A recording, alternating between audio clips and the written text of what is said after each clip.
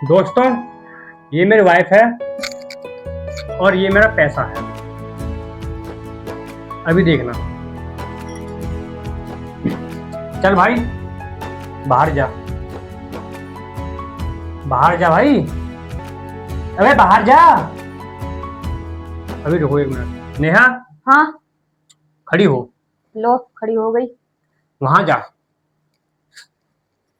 चिका झिंका चिका झिंका चिका। अब उधर जा। अब वहां जा। अब फिर से अब इधर आ जा। मतलब वो अलग ही लेवल का बंदा था। दोस्तों, इससे एक सीख तो मिल गई है। लुगाई तो आती जाती रहेगी। पैसा के कदर करना सीख लो। पैसा हाथ से नहीं जाना चाहिए, चाहे लुगाई चली जाए।